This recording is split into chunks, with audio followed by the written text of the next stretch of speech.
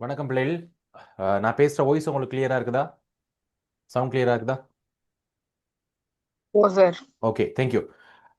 இன்றைக்கு எங்களுடைய இரண்டாவது நாள், நாள் 1 இரண்டாவது நாளில் இருந்திருக்கிறோம். நீதி பாடல்கள், செய்யுளை சந்திப்பிரித்து எழுதுவது, வாக்கியம் பற்றிய பகுதிகளில் இன்றைக்கு இரண்டாவது நாள் நாங்கள் இணைஞ்சிருக்கிறோம். இன்றைக்கு ஒரு மணித்தியால வகுப்பு இருக்கும் பிள்ளைகள் நாங்கள் எங்களுடைய வகுப்பை ஆரம்பிப்போம். நேற்று எங்களுக்கு 7 பாடல்கள் பற்றி பார்த்திருந்தோம். ஏன்னா விவேக சிந்தாமணி, தண்டாமரையுடன் பிறந்தும் தன்தேன் நுகரா மண்டூகம் என்ற பாடல், இரண்டாவது வெற்றி வேட்கை, தேம்படு பனையின் திரள் பழுத்த ஒரு விதை, வாக்குண்டாம் அடக்கமுடையார் அறிவிலார் என்று எண்ணேன் என்ற பாடல், திரிகடுகம், கணக்காயர் இல்லாத ஊரும் பிணக்கருக்கு மூத்தோரை இல்லா அவை கலனும் என்ற பாடல், முதுமொழி வெண்பா உப்பில்லா கஞ்சியை உண்ணும் அரசுவை போல் தப்பிய கந்தை பீதாம்பரம் என்ற பாடல், நாலடியார் யானை அணையவர் கேண்மை என்ற பாடல், அதே போல இனிய வினாற்பது கற்றார் முன் கல்வி உரைத்தல் இனிதே என்ற பாடல் நாங்கள் பார்த்திருந்தோம். இன்றைக்கு நாங்கள் முடிஞ்ச மட்டும் பிள்ளைகள் வீடியோ ஆன் பண்ணி வச்சுக்கொள்ளுங்க. உங்களுக்கு நான் ஃபோக்கஸ் மூட் போடப்பட்டிருக்குது. கிளாஸ் 9 மணிண்டா கண்டிப்பாக 9 மணிக்கு ஸ்டார்ட் ஆயிரும் பிள்ளைகள், ஜாயின்ட் ஆகிக்கொள்ளுங்க. ஏன்னா எங்களுக்கு நேரம் தாமதப்படுத்த இயலாது என்பதனால் நாங்கள் 9 மணிண்டா நான் 8:50 எல்லாம் ஸ்டார்ட் பண்ணிடுவோம். கிளாஸ்க்கு வந்து ஜாயின் பண்ணிக்கொள்ளலாம், லிங்க் ஓப்பன் ஆயிரும். அதனால் 9 மணிண்டா இன்றைக்கு மட்டும் ஒரு 2 நிமிடம் நான் வெயிட் பண்ணேன். பட் 9 மணிண்டா அடுத்த வகுப்புகள் எங்களுக்கு 9 மணியோட ஸ்டார்ட் ஆயிரும். ரைட், அடுத்து நாங்கள் பாடத்துக்குள்ளால போயிட்டு நாங்கள் இணைய பகுதிகளை கொஞ்சம் கதப்போம் இடையில். நேற்று பார்த்திருந்தோம் தண்டாமரையுடன் பிறந்தும் என்ற பாடலின் ஊடாக இருக்கக்கூடிய வினாவிடைகளை முதலாவது நாங்கள் பார்த்துக்கொள்வோம். இந்த பாடல்ல தண்டேன் என்று சொல்றது நேற்று நாங்கள் பார்த்தோம். இதை சந்தி பிரிச்சு எழுதினால் தன்தேன் என்று சொல்லி நாங்கள் பார்த்திருந்தோம். காரணம் அதுக்கான விவரங்களும் நாங்கள் நேற்று பார்த்திருந்தோம். ஏன்னா விவரங்கள் நேற்று பார்த்திருந்தோம். காரணம் என்னென்றா, இந்த டே என்று சொல்லக்கூடிய ஒரு எழுத்து என்னவா மாறும், நிலைமொழியினுடைய முதலெழுத்தா வருகின்ற பொழுது தே என்று சொல்லக்கூடிய எழுத்தாக மாறும் என்பதாக நேற்று நாங்கள் பார்த்திருந்தோம். அதன் அடிப்படையில தான் தன் தேன் என்பது தன் தேன் என்று இங்க வந்திருக்குது. அடுத்ததாக மண்டூகம் என்பது பிள்ளைகள் எங்களுக்கு தெரியும் தவளை என்ற ஒரு பொருளில் வந்திருக்கின்றது, எங்களுக்கு தெரியும். அடுத்து தன் என்பது பார்த்தீங்கன்னா குளிர்ச்சி என்று பொருள். இங்க இருக்கக்கூடிய இந்த இதுக்கு பேர் தன்னகரம் என்று சொல்லுவோம். தன்னகரத்தினுடைய தன் என்பது குளிர்ச்சி என்ற பொருளில் வந்திருக்கின்றன. இது எங்களுக்கு சாதாரணமாக தெரியும் என்பதால் நான் வேகமா போறேன் பிள்ளைகள். தாமரை என்பதற்கான ஒத்தக்கருத்து சொற்கள் கமலம், அம்புஜம், முண்டகம், சரோஜகம் என்ற பொருளில் எங்களுக்கு வந்திருக்குது. ஓகே, அடுத்தது மண்டூகத்தினுடைய இயல்பாக எங்களுக்கு சொல்லப்படும், அதாவது தவளையினுடைய இயல்பாக எங்களுக்கு சொல்லப்படுற விடயங்கள். முதலாவது அறியாமை குணம் உடையது. எப்படி அறியாமை குணம் உடையது? குளத்திலேயே இருந்தாலும் குளிர்ச்சி பொருந்திய தேனை என்ன செய்யாது, அது எப்பொழுதுமே உண்ணாது. அதுதான் வண்டினுடைய மண்டூகத்தினுடைய இயல்பு. ஆனா வண்டினுடைய இயல்பாக பார்த்தீங்கன்னா கானகத்திலிருந்து நெடுதூரத்திலிருந்து வந்து அந்த தாமரை மலரினுடைய தேனை விரும்பி உண்ணக்கூடியது. ஆகவே ரெண்டினுடைய இயல்பு இங்க கொடுக்கப்பட்டிருக்கின்றது. அறியாமை குணம் கொண்டது இந்த மண்டூகம். ஆனா வண்டினுடைய இயல்பு பார்த்தீங்கன்னா கானகத்திலிருந்து வந்து அந்த தேனை விரும்பி உண்ணக்கூடியது. ஆகவே அதனுடைய ஒப்பீடுகள் எவ்வாறு இருக்கின்றன என்று பார்த்தால், அறிவுடையோரினுடைய இயல்புகள் எப்படி இருக்கும்? கற்றோரை கண்டவுடன் மகிழ்ந்து அவர்களோடு உறவாடி அவர்களை தங்களோடு ஏற்றுக்கொள்வார்கள். பிள்ளைகள் முடிஞ்ச மட்டும் வீடியோ ஒன் பண்ணிக்கொள்ளுங்க, முடிஞ்சமான வீடியோ ஒன் பண்ணிக்கொள்ளுங்க. அடுத்து அறிவற்றோரினுடைய இயல்பு எவ்வாறு காணப்படும் என்றால், அறிவுடையோருடன் பல நாட்கள் பழகி இருந்தாலும் அவர்களினுடைய நட்பண்புகளை அறிந்து கொள்ள முடியாதவர்களாக இங்கு அறிவற்றோருடைய இயல்பு காணப்படும். இதுல இந்த முதலாவது பாடல்கள்ல, நீதி பாடல்கள்ல பாத்தீங்கன்னா பெரிய வினாக்கள் எதுவும் வரப்போறது இல்லை. எத்தனாவது வினாவா வரும் அப்படின்னா, எங்களுக்கு பகுதி 3ல இரண்டாவது வினா, பகுதி 3ல இரண்டாவது வினா உங்களுக்கு தெரியும் பிள்ளைகள் எப்படி வரும். பகுதி 3ல இரண்டாவது வினா 1, 2, 3, 4, 5 ரோமன் இலக்கத்துல போடப்பட்டு வந்திருக்கும். இதுல முதல் 3மே செய்யுள்கள் வரும். ஏன்னா செய்யுள் இது ரெண்டும் பார்த்தீங்கன்னா உரைநடையாக வரும். இந்த செய்யுள்கள்ல ஏதாவது ஒரு செய்யுளாக வரலாம். அப்படி இல்லை அப்படின்னா 5, 6, 7 ஆகிய வினாக்களில் ஒரு வினாவா வரும். அதனால கூடிய அளவு போனா 4 புள்ளி, அப்படி இல்லைண்டா 10 புள்ளி, இந்த ரெண்டுல ஏதாவது ஒரு வினாவுக்கு கண்டிப்பாக நீதிப்பாடல்கள் வரும். இதுக்கு தயாராகி கொள்ளுங்க. பெரிய வினாவுக்கு 15 புள்ளிக்கு இது வர்றது குறைவு. இப்பாடல் உணர்த்துகின்ற மைய கருத்தை நாங்கள் சுருக்கமா பார்த்துருவோம். கல்லாதவர் கற்றோரினுடைய நல்ல இயல்புகளை அறிய மாட்டார்கள், ஆனால் கற்றவர்கள் உடனடியாக அவர்களுடைய அந்த அறிவுடையவர்களுடைய இயல்புகளை உணர்ந்து கொள்வார்கள். இதுதான் எங்களுக்கு முழுமையான மைய கருத்தாக இருக்கின்றது. அடுத்து ஒரு கேள்வி பிள்ளைகள் என்னண்டா, உங்களுக்கு 2 வகையில கேட்கலாம் உண்டு. இப்பாடலில் புலவர் கையாண்ட உத்திமுறை என்றும் கேட்கலாம். அப்படி இல்லைன்னா புலவர் கையாண்ட அணியை விளக்குக அல்லது நயம். இந்த முறை கடைசியா கேட்டிருந்தாங்க எப்படின்னா இப்பாடலில் காணப்படும் நயத்தினை விளக்குக அப்படின்னு கேட்டிருந்தாங்க. நயம் என்றால் அதுல இருந்து என்ன சிறப்புகள் இருக்கு, என்ன அணி பயன்படுத்தப்பட்டிருக்கு அப்படின்னு எங்களுக்கு கேட்டிருந்தாங்க. ஆகவே நயம் என்று சொல்லி நாங்கள் இந்த இடத்துல பார்த்து கொள்ளலாம் அதனுடைய சிறப்புகள். இப்ப நேற்று உவமை அணி உங்களுக்கு இதை விளங்கப்படுத்தி இருந்தேன். உவமானம் என்று சொல்றது ஞாபகம் இருக்காப்புலே? உவமானம் என்றது தெரிந்த ஒரு பொருள் என்று ஞாபகப்படுத்தியிருந்தேன். ஏன்னா எது எங்களுக்கு தெரிஞ்சிருக்கும்?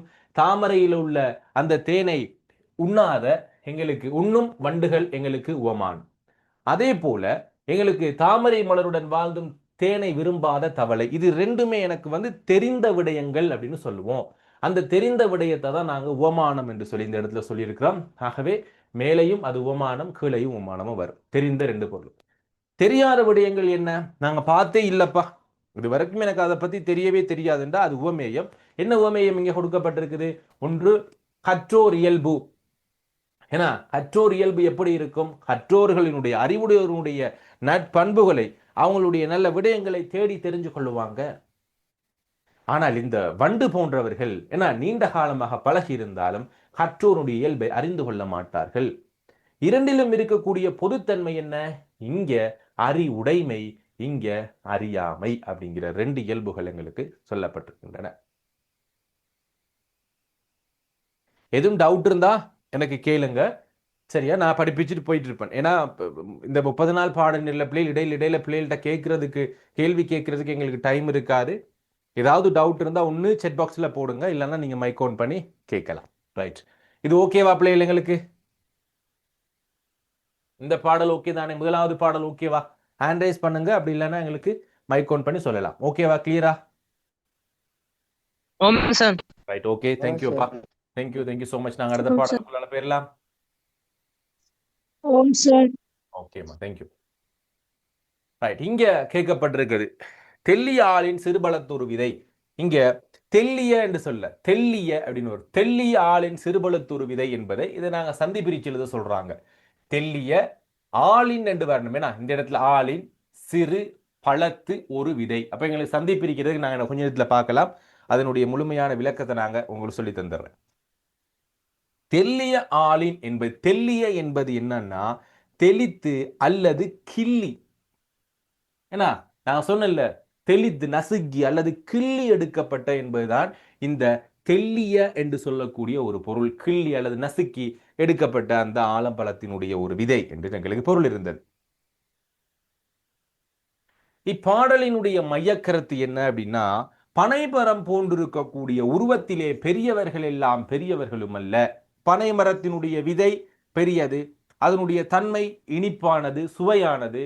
அப்படி இருந்தும் அது வானத்தை நோக்கி வளர்ந்திருந்தாலும் கூட எங்களுக்கு என்ன தராது? ஒருவருக்கு நிழல் தராது.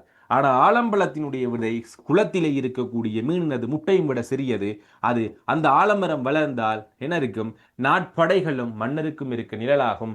ஆகவே உருவத்தினால் பெரியவர்கள் இருப்பவர்கள் எல்லாம் பெரியவரும் அல்ல, உருவத்தால் சிறியவர்களாக இருப்பவர்கள் எல்லாம் சிறியவர்களும் அல்ல என்பதுதான் இப்பாடலினுடைய மைய கருத்தாக எங்களுக்கு அமைஞ்சிருக்கிறது. அடுத்து பனைமரத்தினுடைய இயல்பு, இது வெளிப்படையை நாங்கள் பார்த்துட்டோம். ஏன்னா எப்படிப்பட்டது? பெரிய விதையிலிருந்து முளைத்து உயரமாக வளர்ந்திருந்தாலும் ஒருத்தர் கூட இருக்கிறதுக்கு எங்களுக்கு நிழல் தராது. ஆனா ஆலமரத்தினுடைய இயல்பாக என்ன சொல்லப்பட்டிருக்கு? சிறியது, நுண்ணியது, விதையிலிருந்து வரக்கூடிய வளர்ந்தாலும் நாட்படைகளும் மன்னரும் தங்குவதற்கு ஏற்றது. நான் வேகமா படிப்பிக்கிறேன்னா இல்லாட்டி ஸ்பீட் ஓகேவா?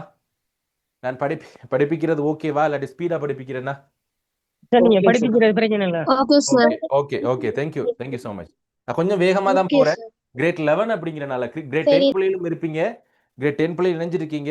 நீ ஏற்கனவே படிச்ச பாடப்பகுதி அப்படிங்கிறனால நான் கொஞ்சம் ஸ்பீடா போய்கொள்றேன். 2 நாட்கள் பார்க்க இருக்குது, இன்னொரு கிளாஸும் எங்களுக்கு இருக்கிறதுனால நாங்க இந்த 9:30க்குள்ளால இந்த பகுதியை முடிச்சிருக்கணும். இன்னும் 2 பகுதி பார்க்க இருக்குது. அடுத்து பெரியோர் எல்லாம் பெரியோரும் அல்ல என்பதை விளக்குகிறார் எங்களுக்கு இந்த பகுதியில். ஏன்னா பார்த்துட்டோம். எப்படி விளக்குகிறார்? அதாவது அவர் கையாண்ட உத்திமுறை என்ன, உத்திமுறை அல்லது எவ்வாறு விளக்குகிறார் என்ற கேள்விகள், அல்லது பயன்படுத்தப்பட்ட அணி என்ன, இப்படி 3ஆக கேட்கலாம். எவ்வாறு விளங்கப்படுத்துகிறார், அவர் பயன்படுத்திய உத்தி என்ன அப்படின்னு கேட்டா அதுக்கு என்ன கேட்கிறாங்க, அல்லது என்னன்னு கேட்கலாம். நயம், நயம் என்று கேட்கலாம். போன முறை எங்களுக்கு கேட்டுட்டாங்க, இதில் பயன்படுத்தப்பட்ட நயம் என்ன, இதில் பயன்படுத்தப்பட்ட சிறப்பு என்ன அப்படின்னு கேட்கலாம். அப்ப எப்படி கேட்டாலும் இது எப்படி இவர் சொல்ல வாரார், எப்படி சொல்ல வாரார், எங்களுக்கு தெரியாத ஒரு விடயத்தை தெரிந்த ஒரு விடயத்தின் மூலமாக சொல்ல வாரார். ஏன்னா அப்ப எப்படி சொல்லியிருக்கிறான்னு பார்ப்போம். ஒரு ஒரு உவமையணி கையாண்டு இருக்கிறார். என்ன உவமையணி? முதலாவது உவமானம், எனக்கு தெரிந்த உவமானம். என்ன உவமானம் எனக்கு தெரியும்? பனைமரம் எனக்கு தெரியும், பனைமரம் எனக்கு தெரியும். அதே போல ஆலமரம் எனக்கு தெரியும். இப்படி தெரிந்த ஒரு பொருளை வைத்துக்கொண்டு தெரியாத ஒரு பொருளை எங்களுக்கு அவர் விளக்கி இருக்கிறார். ஒரு நிமிஷம் இருங்க. தெரிந்த ஒரு பொருளை வைத்துக்கொண்டு தெரியாத ஒரு பொருளை எங்களுக்கு அவர் விளக்கி இருக்கிறார். முதலாவது பனைமரத்தினுடைய நிழல் உவமானம், எனக்கு நல்லா தெரியும். ஏன்னா இது எனக்கு தெரியும். அதே போல எது உவமேயம்? எனக்கு தெரியாது. எனக்கு இது தெரியும், ஆனா இது தெரியாது. எது தெரியாது? பெரியவர்கள் இருக்கக்கூடிய பயன்கள் எனக்கு தெரியாது. பெரியவரிடத்தில் இருக்க பயன் எனக்கு தெரியாது. பொதுத்தன்மை என்ன? குறைவான பயன். எது? பனைமரத்தினுடைய நிழல் குறைவான பலனை எங்களுக்கு கொடுக்குது. இது பெரியவர்கள் என்று சொல்லக்கூடியவருடைய இயல்பாக எங்களுக்கு சொல்லப்பட்டு அதை கையாண்ட உத்திமுறை. அதே போல ஆலமரத்தை எங்களுக்கு என்னத்துக்கு ஒப்பிட்டு காட்டியிருக்கிறார்? உவமானம், எனக்கு தெரிந்த ஒரு விடயம் ஆலமரத்தின் நிழல். எல்லாருக்கும் இந்த உவமானம் உவமேயம் பிரச்சனை போயிடுச்சா பிள்ளைகள்? நிறைய பிள்ளைகளுக்கு அந்த பிரச்சனை. சார் உவமானம் உவமேயம் பிரச்சனை ஓகேவா? டவுட் இருக்கா? யாருக்காவது டவுட் இருந்தா எனக்கு ஹேண்ட் ரைஸ் பண்ணுங்க, நாங்க பார்த்துக்கொள்ளலாம். Okay, good. உவமானம் அப்படின்னா நல்லா மறுபடியும் சொல்லிடுறேன் பிள்ளைகள், எனக்கு தெரிந்தது தெரிந்தது. உவமேயம் எனக்கு இதுவரைக்கும் தெரியாது. நேற்று நான் நிலவு போன்ற முகத்தை விளங்கப்படுத்தினேன். பொதுத்தன்மை, பெரும் பயன் கிடைக்கும். என்ன பெரும் பயன்? ஆலமரத்தினுடைய பயன் இங்க பெருசா கிடைக்குது. அதே போல இங்க ஓமேயத்தில் காட்டப்பட, எனக்கு தெரியாத விடயத்தில் காட்டப்பட சிறியவனுடைய பயன், ஏன்னா உருவத்தால சிறியருடைய பயன் எங்களுக்கு பெரும் பயனாக இருக்கும் என்பதை எங்களை காட்டியிருக்கிறாங்க. சரி, அடுத்து மூன்றாவது பாடல்.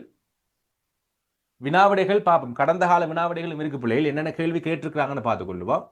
ஸோ அடக்கமுடையார் அறிவிலார் என்ற பாடலினுடைய மைய கருத்து என்ன அப்படின்னா, கல்வியில் சிறந்து விளங்கும் அறிவுடையோர்கள் அமைதியாக இருந்து தக்க சந்தர்ப்பம் வரும் வரைக்கும் அவங்க என்ன செய்வாங்க?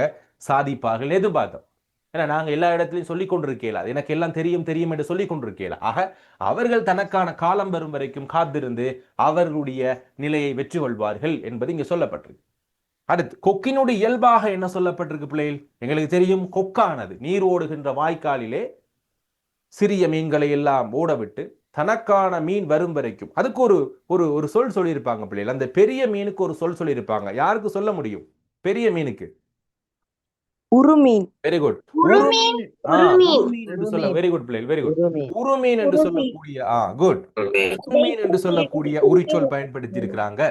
ஆக அப்படிப்பட்ட அந்த தனக்கான எதிரிகள் வரும் வரைக்கும் அது காத்து கிடைக்கும்.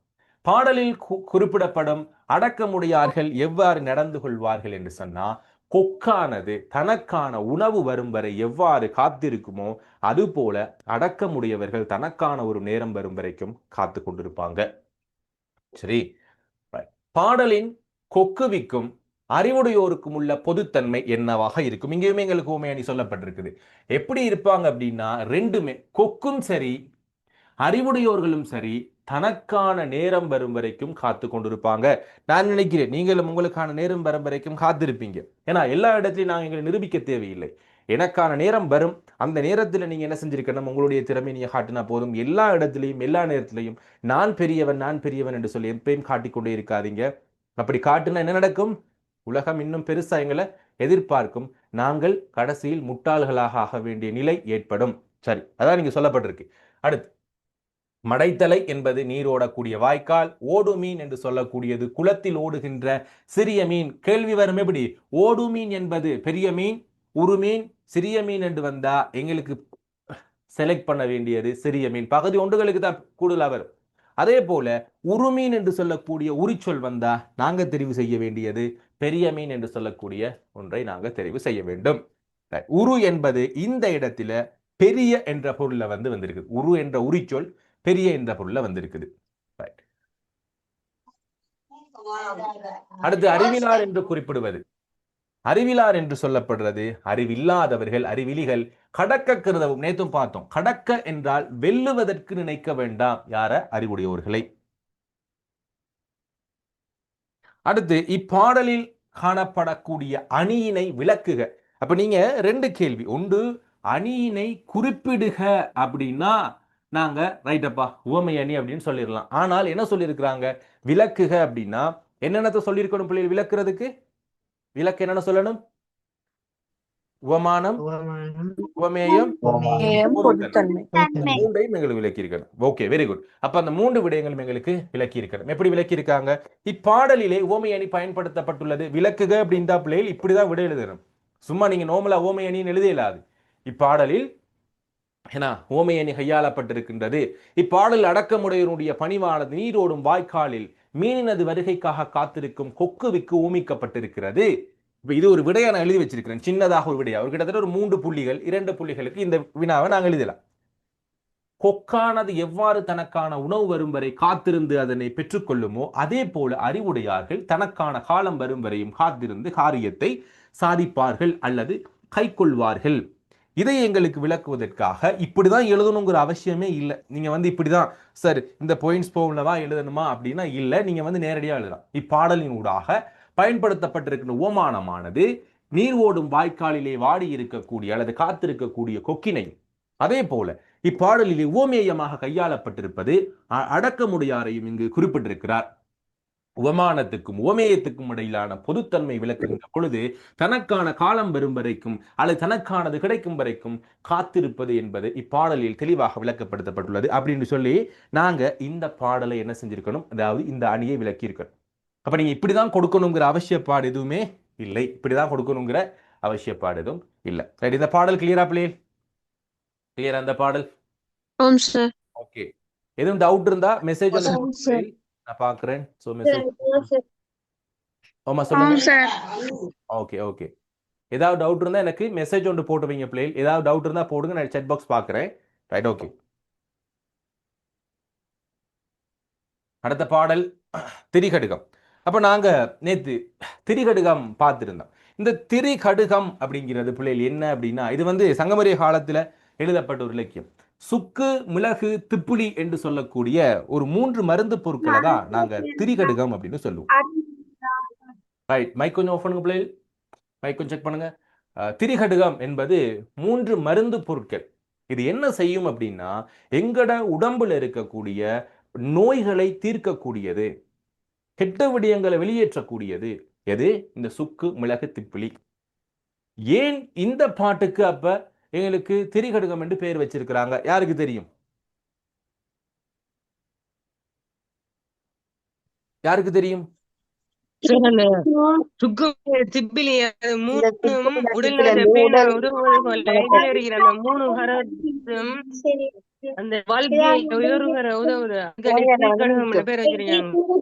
மூன்று விடயங்கள் மனநலம் பேணுவதற்கு உதவுவதோடு உடல் நலம் பேணுவதற்கு உதவுவதால் இது திரிகடுகம் என்று பெயர். Very good. அதாவது சுக்கு, மிளகு, திப்பிலி என்ற 3 மருந்து பொருட்கள் எவ்வாறு எங்களுடைய உடலிலே இருக்கக்கூடிய தீங்கான விடயங்களை அல்லது கெட்ட விடயங்களை நீக்குமோ அதே போல இங்கு சொல்லப்படுகின்ற ஒவ்வொரு பாடலிலும் ஓகேமா தேங்க்யூ.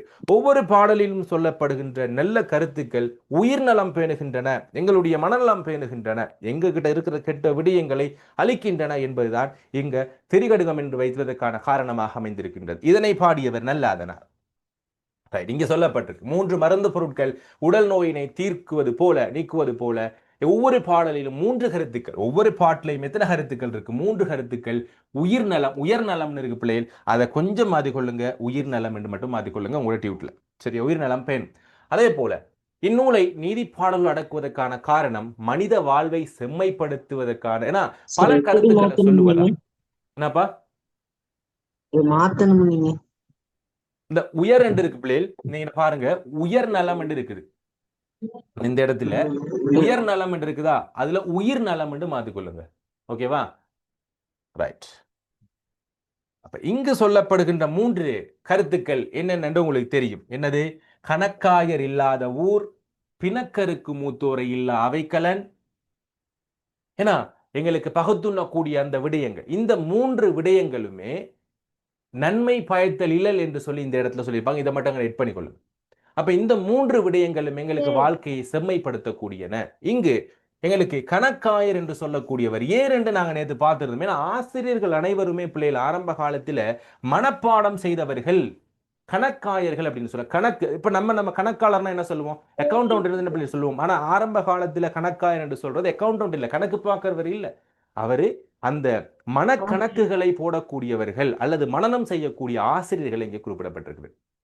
அடுத்து பிணக்கு என்பது முரண்பாடு என்று சொல்லி, இதற்கான நான் உங்களுக்கு சொல்லியிருந்தேன் பிள்ளைகள், பொருள் சொல்லியிருந்தேன். ஸோ என்னால் வேகமாக கொஞ்சம் போய்கொள்றேன். அவைக்கலன் என்பது சபை கூடும் இடம் அல்லது சபை என்று நாங்க சொல்லலாம். சரியா? இப்ப இந்த இடத்துல சொல்லப்பட்டிருக்கிற 3 விடயம் கேட்டால் இந்த பாடல்ல கேட்கக்கூடிய விடயம் என்ன? 3 விடயங்கள் என்ன? ஆசிரியர் இல்லாத ஊர், மூத்தோர் இல்லாத அவைக்கலன், உணவை பகிர்ந்து கொடுக்கும் முன்பவர்கள் இல்லாத அந்த அயல் இருப்பு. இந்த 3 தான் இந்த விடயத்துல சொல்லப்பட்டிருக்கு. யாரும் பேசுனீங்களா பிள்ளைகள்? கூப்பிட்டீங்களா? சொல்லுங்கம்மா. சார் தன்மையில் இல்லாத ரயில் இருப்பு இம்மூன்றது பிரிச்சு எப்படி சார்? தன்மையில் இல்லாத ரயில் இருப்பு சொல்லிடுறேன், வெயிட் பண்ணுங்க, நான் சொல்லித்தரேன். எங்க இருக்குது வெயிட். இப்ப இந்த இடத்துல பாருங்க, தன்மை சார் தன்மை இல்லாத ரயில் இருப்பு இம்மூன்றுமா, தன்மையில் இல்லாத ரயில் இல்ல இல்ல, அதை கொஞ்சம் இருக்கு, உங்களுக்கு விளங்கப்படுத்துறேம்மா. ஒரு நிமிஷம் இருங்கம்மா, அது பிரிச்சு காட்டுறேன் உங்களுக்கு. இங்க ஓடிட்டது, ஒரு நிமிஷம் இருங்க.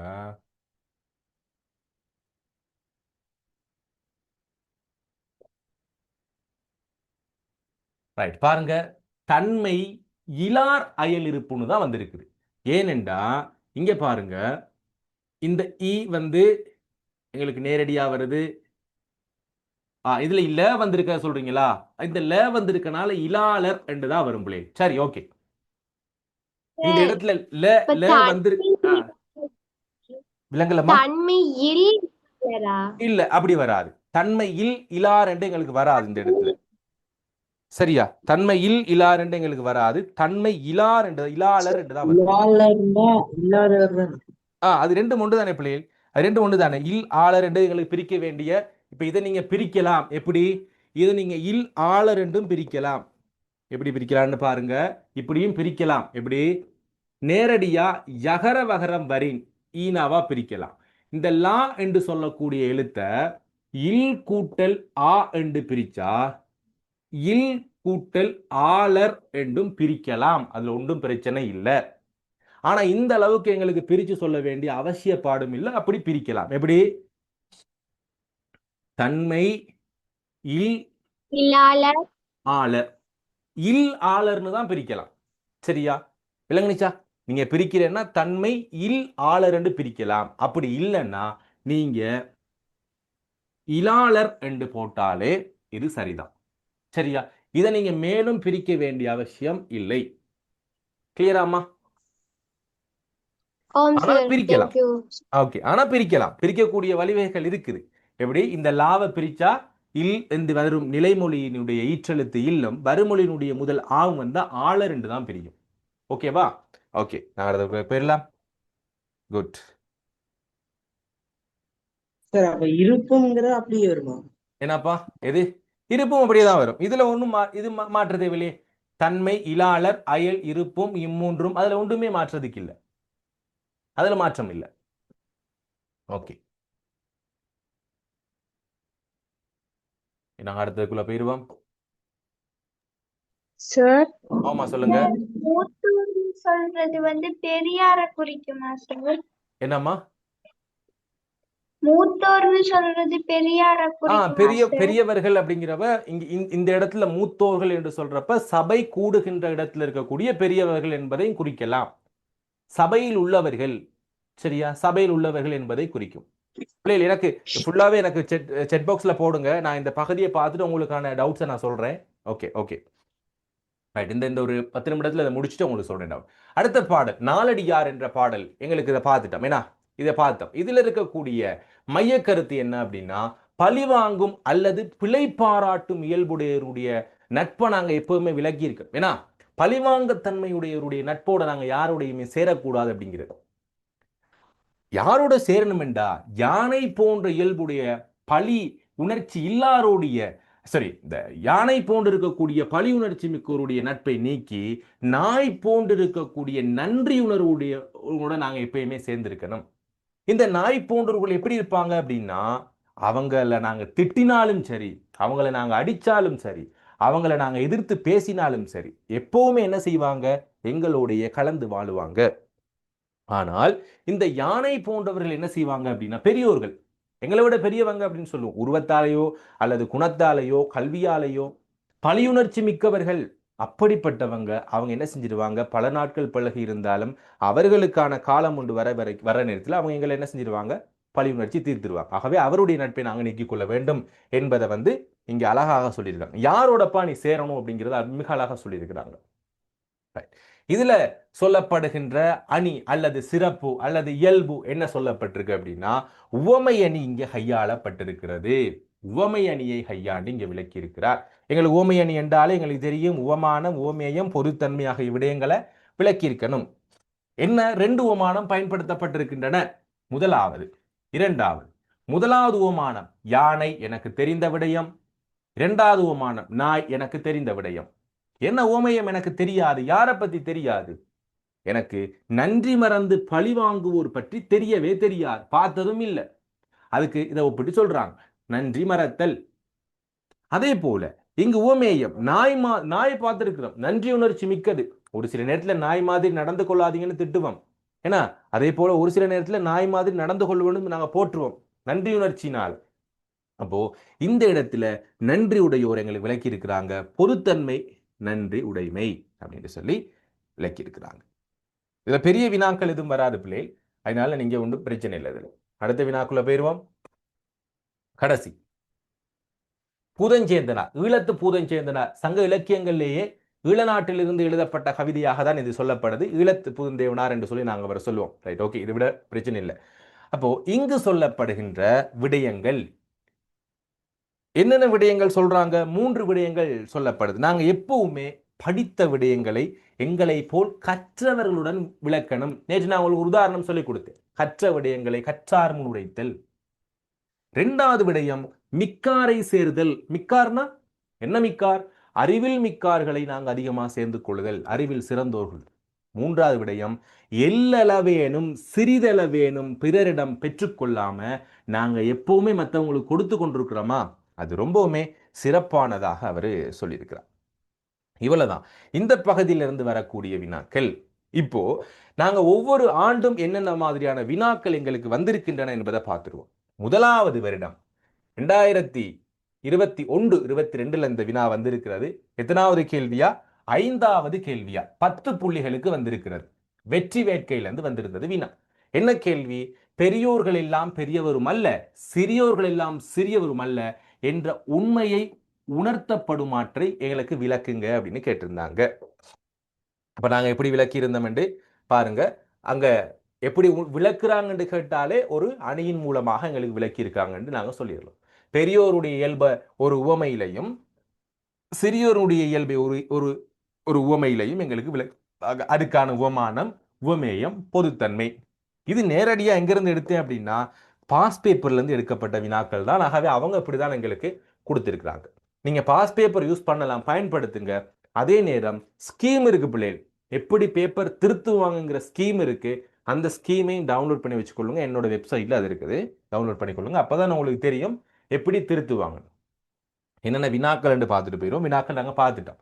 2022-23 வினா என்ன வந்திருக்கு அப்படின்னா, முதலாவது பாடல் தண்டாமருடன் பிறந்தும் என்ன தொடங்கும் விவேக சிந்தாமணி பாடல் அடிப்படையாக கொண்டு பின்வருவனவற்றை விளக்குங்க. பார்த்தோமா இல்லையா? எது புல்லர் நல்லோர் ஆகியவற்றுக்கான வேறுபாடு என்ன, அந்த வேறுபாட்டை உணர்த்ததுக்கு கவிஞர் கையாண்ட உவமை அப்படின்னு நேரடியா கேட்டுட்டாங்க. அப்படி இல்லைன்னா உத்திமுறை நயம் என்ன, அதனுடைய சிறப்புகள் என்னன்னு சொல்லி கேட்பாங்க. எப்படி எத்தனை புள்ளிகளை கேட்டிருக்கிறாங்க, இதுவுமே 10 புள்ளிகளுக்கு கேட்கப்பட்ட ஒரு வினாதான். எத்தனாவது வினாவாக கேட்கப்பட்டிருக்குது, வினா இலக்கம் போடல, பட் 5வது வினாவா. கூடுதலாக 10 புள்ளிகளுக்கு மட்டும்தான் நீதி பாடல்கள் இருந்து வரும்.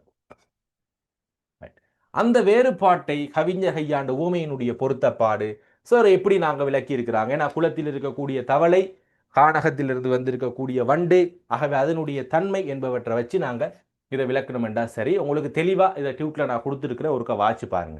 சரியா? அதே போல 2024-25 ஆண்டும் ஒரு வினா வந்திருக்கிறது. எத்தனை வினா வந்திருக்கும் பிள்ளை? நான் சொன்ன மாதிரி 5, 6, 7ஆம் வினாக்களா மட்டும்தான் இந்த வினா வரும். ஆக என்ன கேள்வி? கணக்காயர் இல்லாத ஊரும் என்ற திரிகடுகம் என்ற பாடலினுடைய நன்மை பயத்தவனாக என்னென்ன, அடுத்து கற்றார் முன் எனும் இனியவை 40 என்ற பாடலில் இனிமை பயப்படு என்று கூறப்படும் விடயங்கள் தெளிவுபடுத்துக. ரெண்டையுமே விளக்கணும். சுருக்கமா விளக்குனீங்கன்னா சரி, பெருசா விளக்க தேவையில்லை. 5 புள்ளிக்கு விளக்குனீங்கன்னா சரி. நல்ல ஞாபகம் வச்சுக்கொள்ளுங்க.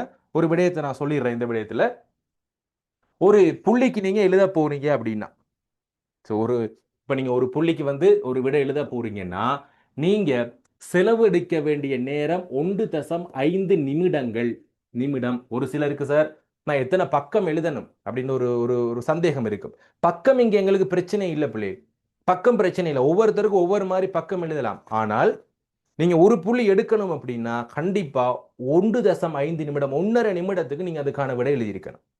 சரியா? அப்ப நீங்க 5 புள்ளிகள் எடுக்கிறீங்கடா, எத்தனை நிமிடம் பிள்ளைகள் செலவழிக்கணும்? 5 புள்ளிகள் என்றா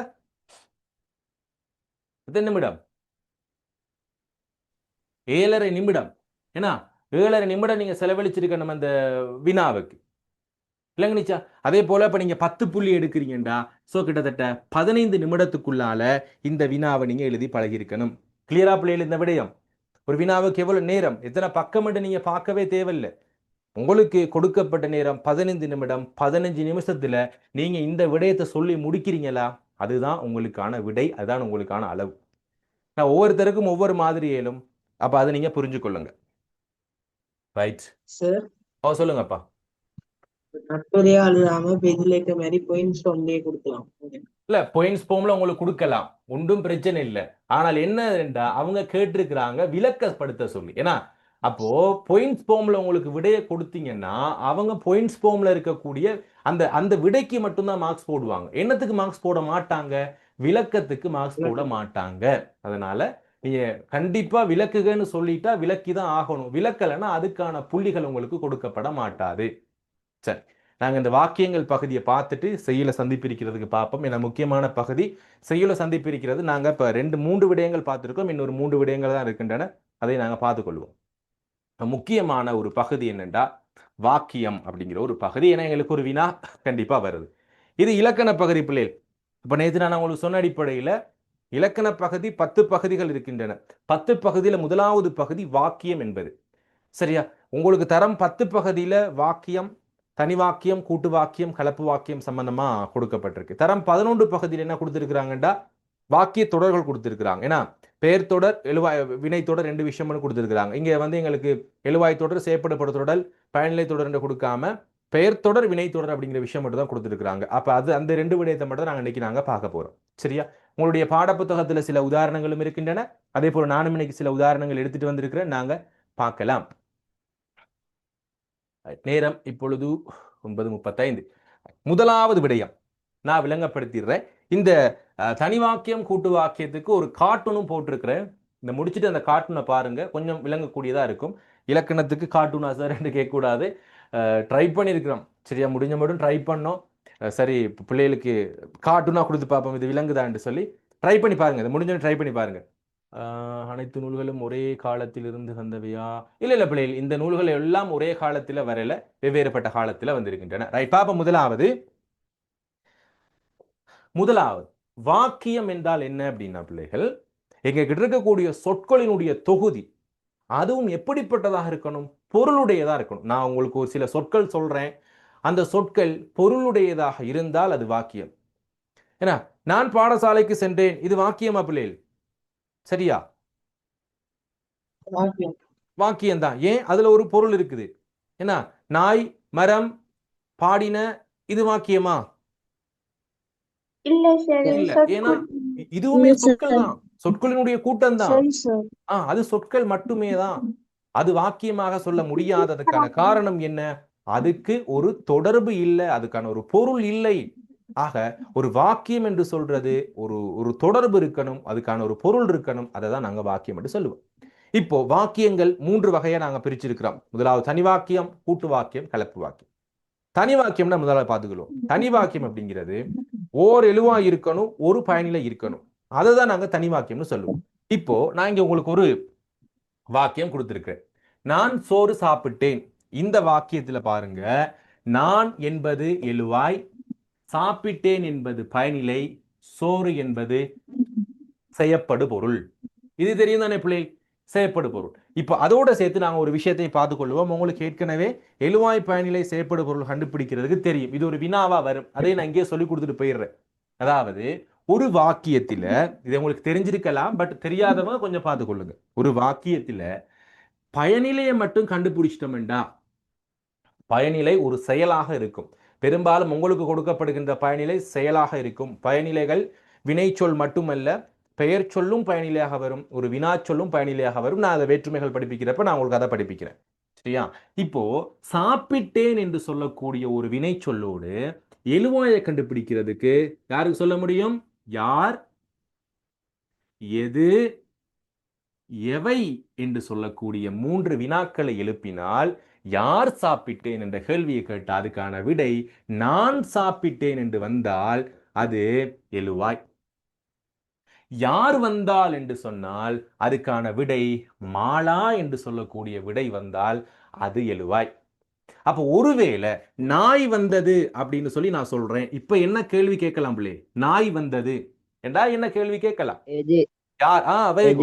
எது என்ற கேள்வி கேட்கலாம். காரணம், இது அக்ரிணை ஒருமை, இது உயர்திணை. உயர்திணையா இருந்தா யார் என்றும், அக்ரிணையா இருந்தால் அது எது என்று நாங்க கேள்வி கேட்க வேண்டும். சரியா? அப்ப உங்களுக்கு கிளியரா இருக்கும்.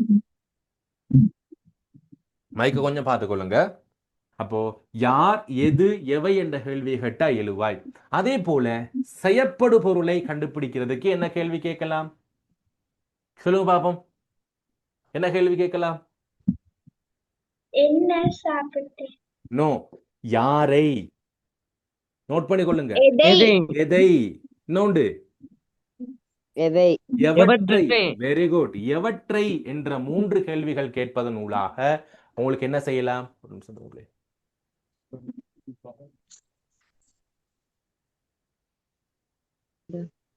வெயிட். அப்போ யாரை, எதை, எவற்றை என்ற வினாக்களை கேட்பதன் மூலமாக செய்யப்படும் பொருளை கண்டுபிடிக்கலாம். ரைட், இவ்வளவுதான். இவ்வளவுதான். இப்போ 2வது கேள்வி நான் கேட்கிறேன். மாலா வீட்டுக்கு வந்தால் என்பதில் மாலா என்பது எழுவாய், வந்தால் என்பது பயனிலை. இதனுடைய செய்யப்படு பொருள் எது பிள்ளை? மாலா வீட்டுக்கு வந்தால் என்பதில் செயல்படு பொருள் எது? வீட்டுக்கு சார். இல்லை, அதுதான் தவறு. அங்க செய்யப்படு பொருள் எப்படி இல்லை? யாரை என்ற கேள்வி கேட்கிறோம். யாரை வந்தால் விட இருக்கா? இல்ல. எதை வந்தால் விட இருக்கா? இல்ல. எவற்றை வந்தால் விட இருக்கா? இல்லை. யாரை, எதை, எவற்றை என்ற கேள்வியை கேட்டு உங்களுக்கு விட வரலன்னா அங்க செய்யப்படு பொருள் இல்ல. பிள்ளைகள் மைக் யாட ஒன்னா இருக்கு, கொஞ்சம் ஆஃப் பண்ணுங்க. காந்தியா அவங்களோட மைக் கொஞ்சம் ஆஃப் பண்ணி கொள்ளுங்கம்மா. தேங்க்யூ. தேவடா ஆன் பண்ணி கொள்ளுங்க, சவுண்ட் வந்துட்டு இருக்கதான். மாலா, அப்போ இதுல எங்களுக்கு செய்யப்படு பொருள் இல்ல. கிளியரா? இது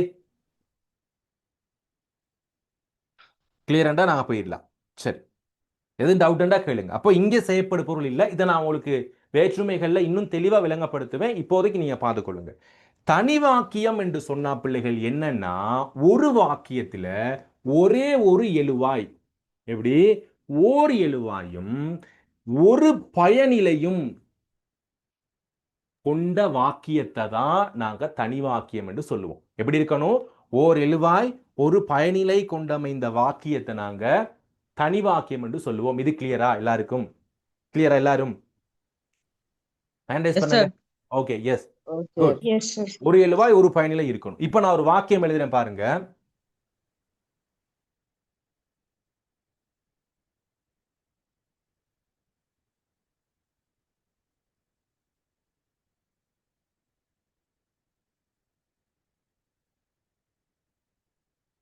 இது தனி வாக்கியமா? அழகான மாலா சிறிய வீட்டுக்கு வேகமாக சென்றால், இது தனி வாக்கியமா பிள்ளைகள்?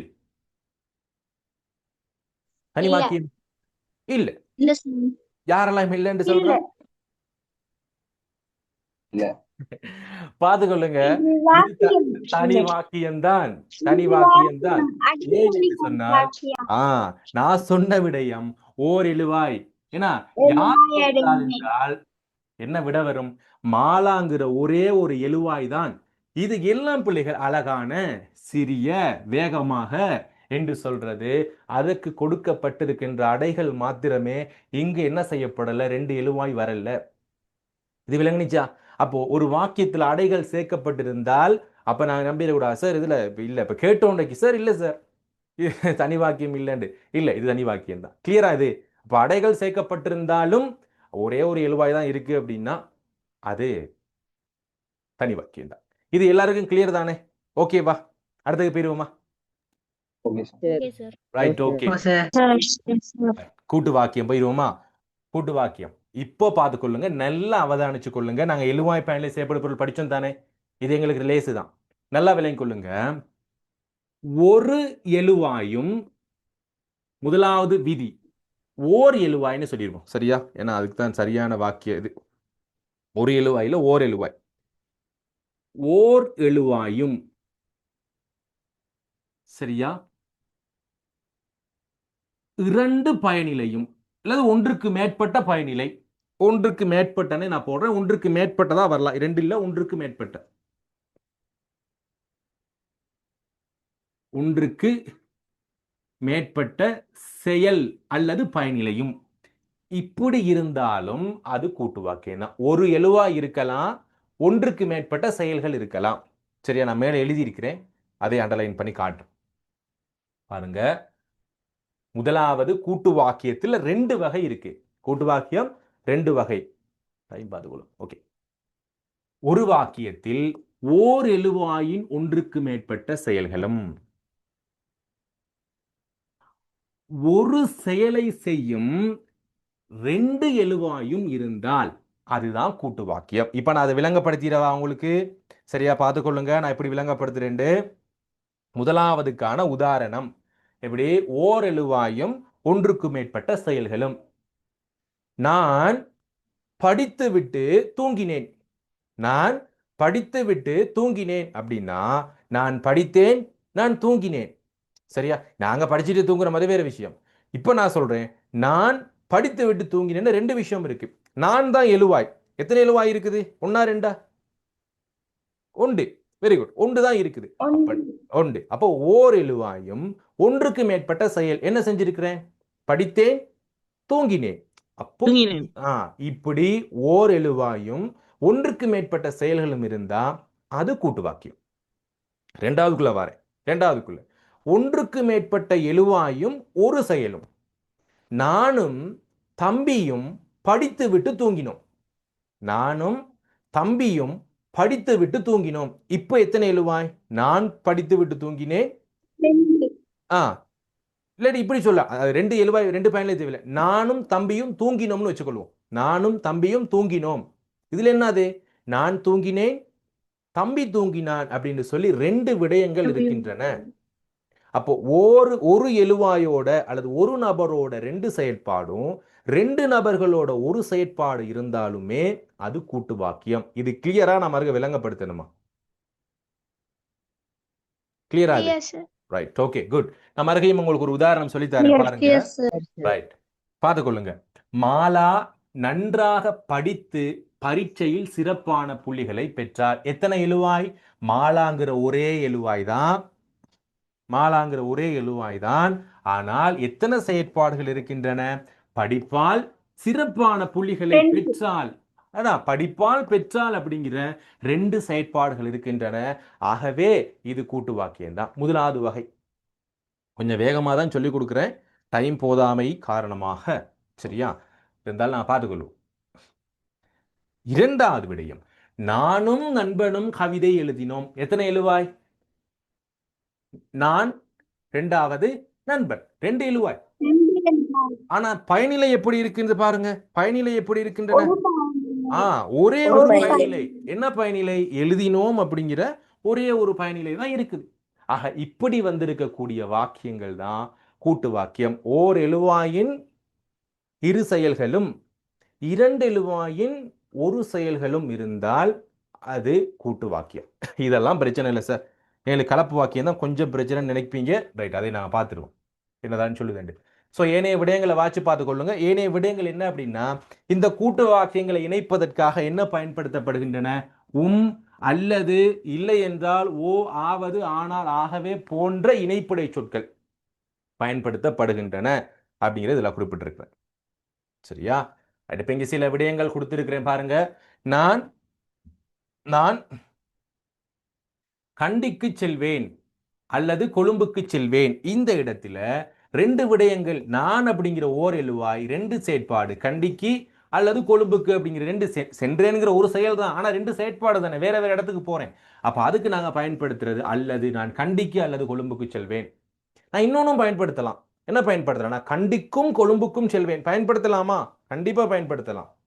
அல்லதும் பயன்படுத்தலாம், உம்மும் பயன்படுத்தலாம். நான் எப்படி சொல்வேன்? நான் கண்டிக்கும் கொழும்புக்கும் செல்வேன் பயன்படுத்தலாம். நான் கண்டிக்கு அல்லது கொழும்புக்கு செல்வேன் அப்படின்னு பயன்படுத்தலாம். எந்த இணைப்படை சொல்லும் பயன்படுத்தலாம். Right, okay. அடுத்து, ராம் தன் பிள்ளைகளை அறிந்திருந்தான் ஆனால் தன்னை வெளிப்படுத்தவில்லை. என்ன பயன்படுத்தி இருக்கிறோம்? ஆனால் அப்படிங்கிற இணைப்படை சொல்லை நாங்க அங்க பயன்படுத்தி இருக்கோம். இதுதான் பிள்ளைகள் கூட்டு வாக்கியம். இது கிளியரா எல்லாருக்கும்? இது கிளியரா எல்லாருக்கும்? சொல்லுங்கம்மா. ஆம் சார். ஓகே, ஆம் சார். ஓகேம்மா, ஓகே. ஏதோ கேட்குறீங்க, சரியா விளங்கல. எனக்கு செட் பாக்ஸ் ஒன்று போடுங்கம்மா. டைம் எங்களுக்கு போதாதுன்னு ஒரு 10 நிமிடம் தான் எங்களுக்கு இருக்குது. 9 மணிக்கு 10 மணிக்கு இன்னைக்கு 9 மணிக்கு இருந்த கிளாஸை 10 மணிக்கு போட்டுட்டோம். டவுட் இருந்தால் எனக்கு மெசேஜ் ஒன்று போடுங்க, நான் கேட்குறேன். Right, okay. தொடர்ந்து எங்களோட கிளாஸில் இணைஞ்சு கொள்றதா இருந்தா பிள்ளைகள் பேமெண்ட் லிஸ்ட் போட்டிருக்கிறேன். இப்போ இன்றைக்கு தான் ஃப்ரீ கிளாஸ், 2 ஃப்ரீ கிளாஸ் இதோட முடியும். இப்போ நாளைக்கு நீங்கள் கிளாஸில் ஜாயின் பண்ணுறதா இருந்தால் பேமெண்ட்டை போட்டு ரிசிப்டை சென்ட் பண்ணுங்கள்.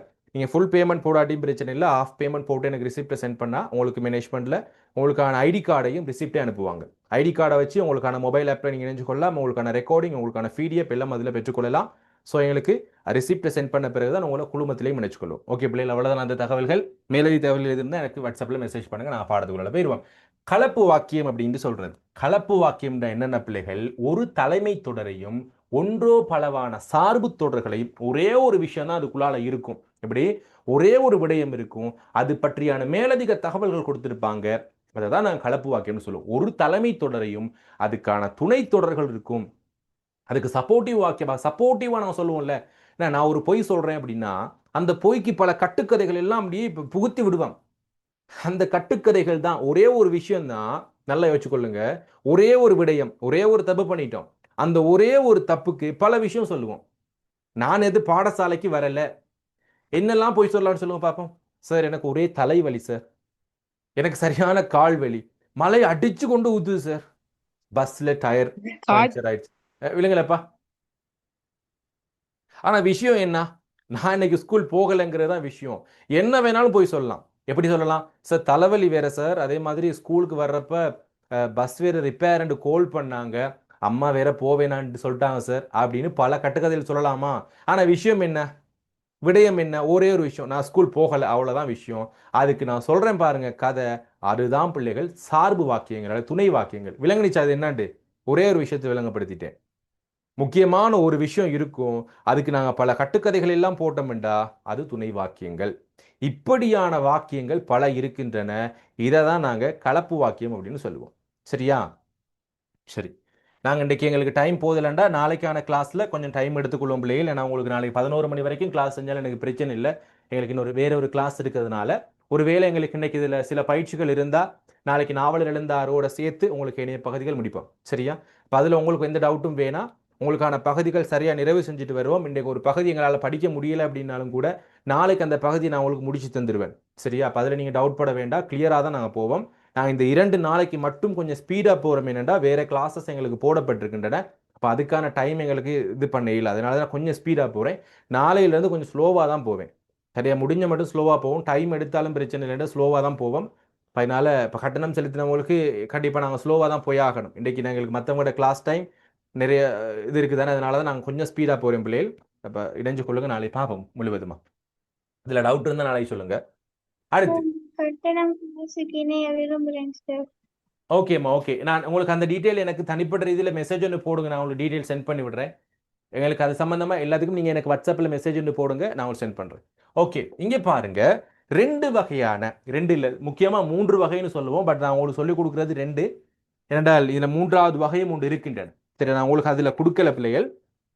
அதுல நீங்க நோட் பண்ண வேண்டிய ஒன்று என்னன்னா, கலப்பு வாக்கியங்கள் 3 வகைப்படும். முதலாவது, இந்த இடத்துல பிள்ளைகள் முதலாவது வகை எச்ச வாக்கிய தொடர் என்று சொல்லுவோம். எச்ச வாக்கிய தொடர், நிரப்பி வாக்கிய தொடர். 3வது வகை பார்த்தீங்கன்னா பெயர் தொடராக்கப்பட்ட வாக்கிய தொடர் அப்படின்னு 3 வகைகள் இருக்கின்றன. இதுல பாப்போம் முதலாவது வகை. 2ஐயும் நான் சொல்லிக் கொடுத்துட்டு போயிடுறேன். நான் உங்களுக்கு சொல்லிக் கொடுத்த முதலாவது உதாரணம் தான், தலை வலித்ததால் கமலன் இன்று பாடசாலைக்கு வரவில்லை. இது பாத்தீங்கன்னா எச்ச வாக்கியம். என்ன எச்சம் அப்படின்னா, என்ன சார் எச்ச வாக்கியம் என்றா, நான் ஒரு விஷயம் சொல்றேன், முதலாவது இந்த விடயத்தை பாருங்க. எப்பவுமே எச்ச வாக்கிய தொடர் முதலாவது வரும். சரியா? ஒரு வாக்கியத்துல எச்ச வாக்கியத்தோட முதலாவது வரும். தலை வலித்ததால் என்ற சொல்லுக்கு பிறகு நாங்க ஏதாவது ஒரு விடயத்தை அட் பண்ணலாம் அப்படின்னா அந்த இதை தான் நாங்க சொல்லுவோம் எச்ச வாக்கியம் அப்படின்னு சொல்லுவோம். அதாவது இந்த வாக்கியத்துக்கு பிறகு என்னால இன்னொரு விஷயத்தை அட் பண்ண முடியும்னா அது எச்ச வாக்கியம். இல்ல சார், இன்று நான் பாடசாலைக்கு வரவில்லை அப்படின்னு சொன்னா இதுக்கப்புறம் என்னால என்ன செய்ய முடியாது, இன்னொன்னு எங்களுக்கு சேர்க்க முடியாது, அது முற்று வாக்கிய தொடர்னு சொல்லுவோம். அப்போ ஒரு எச்ச வாக்கிய தொடரை தொடர்ந்து ஒரு முற்று வாக்கிய தொடர் வந்திருக்கின்றது. இப்படி வரக்கூடியதை தான் நாங்க முதலாவது எச்ச வாக்கிய தொடர், கலப்பு வாக்கியம் அப்படின்னு சொல்லுவோம். தலை வலித்ததால் அப்படின்னு சொல்லி நான் நிப்பாட்டிட்டு ஏன்னா அதுக்கான காரணத்தை சொல்றேன், நான் இன்னைக்கு பாடசாலைக்கு வரலன்னு சொல்றேன். அப்போ எங்களுக்கு இதுல முக்கியமான விடயம் அல்லது தலைமை தொடர் என்னன்னா, நான் இன்று பாடசாலைக்கு போகல, தான் முக்கியமான விடயம். அதுக்கு நாங்க சொல்ற துணை கருத்து என்ன, தலை வலித்ததால். இந்த துணை கருத்தை நான் மாத்தலாமா? டீச்சர் கேட்கிறாங்க, ஏன் ஸ்கூல் வரல, நீங்க என்ன வேணாலும் போய் சொல்லலாமா? சொல்லியிருப்போம். ஏன்னா இப்ப பக்கத்து வீட்டில் இருக்கிற பாட்டி இறந்துட்டாங்க சார், திடீரென்று ஹார்ட் அட்டாக் வந்துட்டது பாட்டிக்கு அப்படின்னு சொல்லலாமா இல்லையா? எப்படி வேணாலும் போய் சொல்லலாம். சொல்லுவோமா இல்லையா? அப்படி போய் எப்பயாவது இருக்க ஸ்கூலுக்கு போகலாம், நேற்று நீ ஸ்கூலுக்கு வரல, டீச்சர் இப்படிதான் அப்படின்னு ஒரு சின்ன ஒரு பொய்யை சொல்லியிருப்போம். அந்த பொய்கள் தான் நீங்க வரும். அதான் எச்சம்னு சொல்லுவோம். ஆனா முக்கியமான விடயம் என்ன, பரீட்சைக்கு இந்த ஸ்கூலுக்கு போக இல்லை. 2வது விடயம் பாருங்க, நீங்க என்ன சொல்றேன், கல்வி பொதுத்தராதர சாதாரண தர பரீட்சையில் சித்தி பெறுவதே எங்கள் நோக்கம் என்று மாணவர்கள் கூறினார்கள். இதில் இருக்கக்கூடிய தலைமை தொடர் என்னன்னா, மாணவர்கள் சொன்னாங்க. சரியா? மாணவர்கள் கூறினார்கள். அதாவது இங்க பார்த்துட்டீங்கன்னா இது மாணவர்கள் கூறினார்கள் என்பது தலைமை தொடர். இது என்னவா இருக்குன்னா, இந்த மேற்கூறிக்குள்ளால இருக்கக்கூடிய தொடர்களை நிரப்பி தொடர்கள்னு சொல்லுவோம். நாளை இலங்கையில் உள்ள பாடசாலைகள் அனைத்தும் மூடப்படும் என ஜனாதிபதி கூறினார். இந்த வாக்கியத்துல பாருங்க, அப்படி இல்ல, நாளைக்கு ஸ்கூல் தான், சும்மா சொன்ன வாக்கியத்துக்காக இப்ப எல்லாரும் யோசிப்பாங்க, சார் நாளைக்கு ஸ்கூல் மூடிட்டாங்களா? இல்ல அப்படி இல்ல. நாளை இலங்கையில் உள்ள பாடசாலைகள் அனைத்து மூடப்படும் என ஜனாதிபதி கூறினார். இதுல இருக்கக்கூடிய தலைமை தொடர் என்ன பிள்ளை? தலைமை தொடர் ஜனாதிபதி சொல்லியிருக்கார். அப்போ முக்கியமான விஷயம் என்ன, ஜனாதிபதி சொன்னார். அப்ப அவர் சொல்லியிருக்காரு பாருங்க, அவரோட வாயால சொல்லியிருப்பாருல்ல, அவருடைய கூற்று, அவருடைய கூற்றாக சொன்ன விடயம் எங்களுக்கு என்னத்துக்குள்ளால வரும் பிள்ளைகள், அந்த இரட்டை மேற்கோளுக்குள்ளால வரும். தற்கூற்று வாக்கியங்கள் சொல்லுவது கூற்று வாக்கியம். அப்ப அந்த கூற்றுக்குள்ளால வரக்கூடிய இந்த விடயங்களை தான் நாங்க நிரப்பி வாக்கிய தொடர், அதாவது கலப்பு தான். கலப்புல 3 வகை இருக்குது, எச்ச வாக்கிய தொடர், அடுத்து நிரப்பு வாக்கிய தொடர், பெயர் தொடராக்கப்பட்ட முற்று வாக்கிய தொடர் அப்படின்னு சொல்லுவோம். இப்ப அது எங்களுக்கு 3வது வகை உங்களுக்கு எக்ஸாம்ல எதுலையுமே கேட்கப்படல. நீங்க நல்லா யோசிச்சு கொள்ளுங்க, கலப்பு வாக்கியங்கள் பெருசா வராது, கூடுதலா வரும் கூட்டு வாக்கியம் தான். சரியா? ஒருவேளை கலப்பு வாக்கியம் வந்துட்டா சின்ன வாக்கியம் கொடுத்துட்டு இதுல தலைமை தொடர் என்ன சார்பு தொடர் என்னன்னு தான் கேட்பாங்க. ரைட், ஓகே, அடுத்துக்குள்ள போயிருவோம்.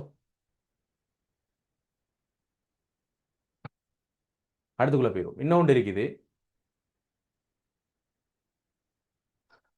இது நிரப்பி வாக்கிய தொடர். குழந்தைகள் போன்றவர்களே இறைவனடிக்கு தகுதியுடையவர்கள், உங்களோட புத்தகத்தில் இருக்குதா என்று அறுதியிட்டு கூறினார். யாரு கூறினார்? இயேசு பிரான் கூறினார். அப்ப இதுல தலைமை தொடர் என்ன, எங்களுக்கு இயேசு பிரான் கூறினார் என்பதுதான் தலைமை தொடர்.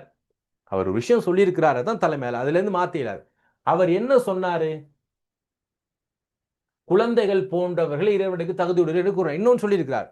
ஏன்னா இப்ப புகழ்பெற்ற வாசகம் தானே, ஓர் கன்னத்தை நீட்டினால் மறு கன்னத்தை காட்டுங்கள் அப்படின்னு சொல்லியிருக்காரு தானே, அப்படின்னு சொல்லியிருக்கார்.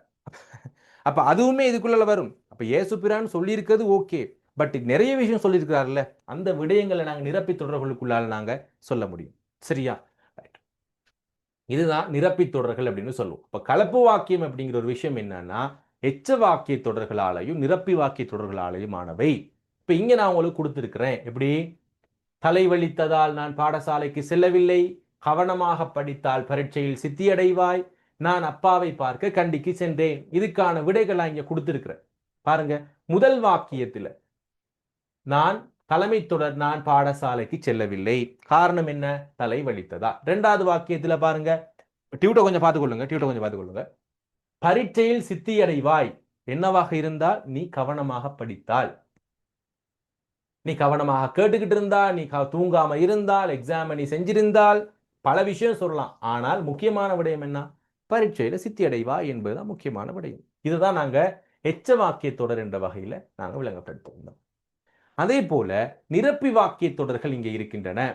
நாங்க முதல் பார்த்த விடயம்தான். என்ன சொல்லி இருக்கிறாங்க? நாளை பாடசாலை நடைபெறாது என்று ஆசிரியர் கூறினார். இது என்னத்துக்குள்ளால வரும்? நாளை பாடசாலை நடைபெறாது, நிரப்பிக்குள்ளால மேற்கோட்குறிக்குள்ள வரும். இந்த மேற்கோட்குறிக்குள்ள வர்றதுதான் என்னது பிள்ளைகள்? சார்பு.